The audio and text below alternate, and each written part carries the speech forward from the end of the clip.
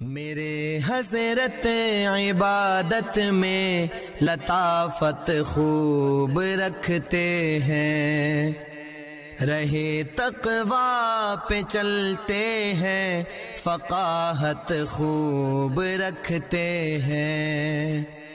وہ بحر معرفت کے بحر الفت کے شناور ہیں۔ ونسلم على رسوله الكريم من يومنا هذا إلى يوم الدين. أما بعد فأعوذ بالله من الشيطان الرجيم. بسم الله الرحمن الرحيم. اقتربت الساعة وانشق القمر. سورة القمر مکیہ ہے، مکہ مکرمہ میں نازل ہوئی، اور اس کا شان نزول یہ ہے کہ سرکار دو عالم سرور کونین صلی اللہ علیہ وسلم مکہ مکرمہ میں آپ تشریف فرما تھے۔ آپ کے ساتھ حضرت عبداللہ ابن مسعود رضی اللہ تعالیٰ عنہ تشریف فرما تھے۔ صنادید قریش نے آپ کو دیکھا تو کہنے لگے کہ چلو چلتے ہیں، جا کر تنگ کرتے ہیں، کوئی سوال کرتے ہیں، کچھ پوچھتے ہیں۔ کسی نے کہا یہ کہو، کسی نے کہا یہ مطالبہ کرو۔ ابو جہل تھا، ولید تھا، عقبہ بن معیط تھا، یہ سارے اکٹھے اٹھتے بیٹھتے چلتے پھرتے تھے۔ چنانچہ یہ ہوا کہ آج 14ویں رات ہے، تو ہم کہتے ہیں کہ آپ کہتے ہو اللہ میرا رب ہے، قادر ہے، سب کچھ کر سکتا ہے، چاند کے 2 ٹکڑے کر کے دکھا دو۔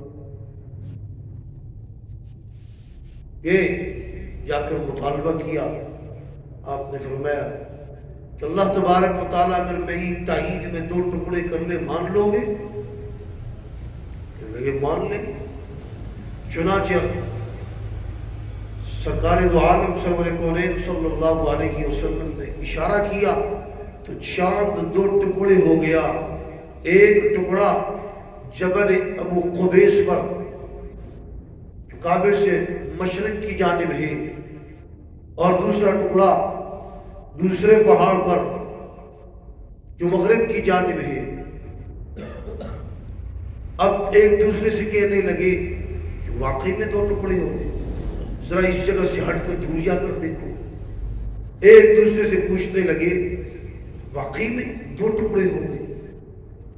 اب کہنے لگے کہ یہ تو جادو ہے طاقتور، ایک بھی نہیں مانو۔ اور واقعہ لکھا ہے تاریخ فرشتہ، اس کے اندر فارسی کے اندر تھی، اردو میں بھی اس کا ترجمہ آ گیا ہے۔ اس کو ملا احمد النگری اس نے لکھا ہے۔ تاریخ فرشتہ میں یہ واقعہ ہے کہ بمبئی کی ایک ریاست ہے مالابار، وہاں کی راجے اور ہندو راجے، ان کی رانیاں باہر بیٹھی ہوئی تھی، ان کے خدام بھی تھے۔ انہوں نے دیکھا کہ 14ویں رات کا چاند یہ 2 ٹکڑے ہو گیا ہے۔ انہوں نے ڈائریاں منگوائی اور اس پر تاریخ نوٹ کی اور تحقیق شروع کی کہ چاند آج کی رات 2 ٹکڑے کیوں ہوا ہے، اور پھر یہ تو مر گئے۔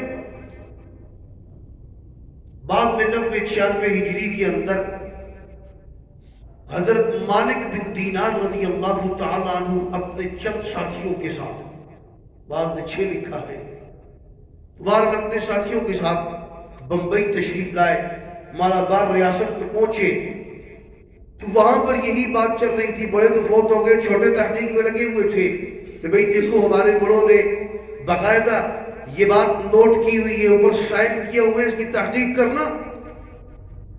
انہوں نے آ کر مالک بن دینار رضی اللہ تعالیٰ عنہ آئے اور آ کر دعوت دی اور دعوت میں بتایا کہ ہمارے نبی آئے، ان کے ہاتھ پر معجزے ہوئے، یہاں تک کہ شق قبر کا معجزہ، چاند دو ٹکڑے ہوئے۔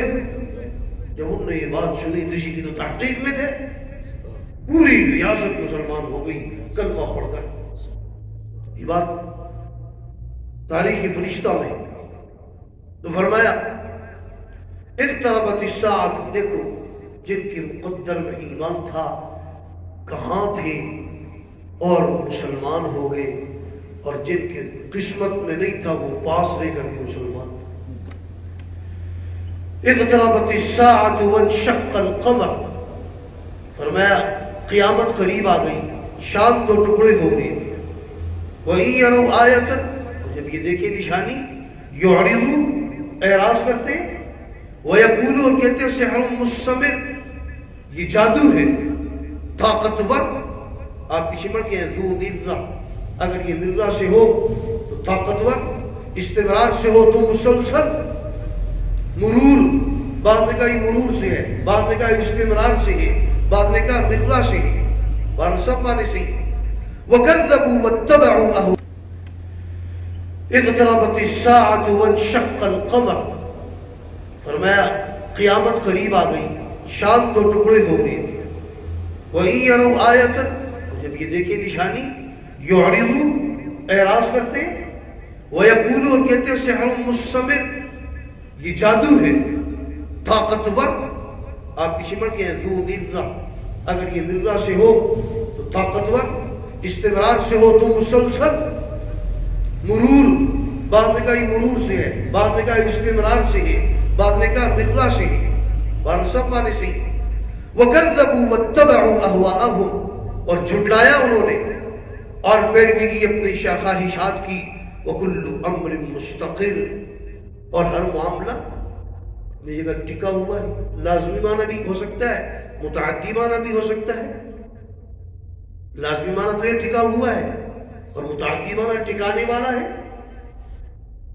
وَلَقَدْ جَاءَهُمْ، اور جب آئی ان کی بات سنیں، الْأَنْبَاءِ، خبر، ما فیہ، ان چیزوں میں سے، فیہ مزدجر، جن میں ڈانٹ پہ لے گی، فرمایا حکمت بالغۃ، یہ حکمت ہے جو پہنچی ہوئی ہے، پہنچانے والی ہے، بالغہ۔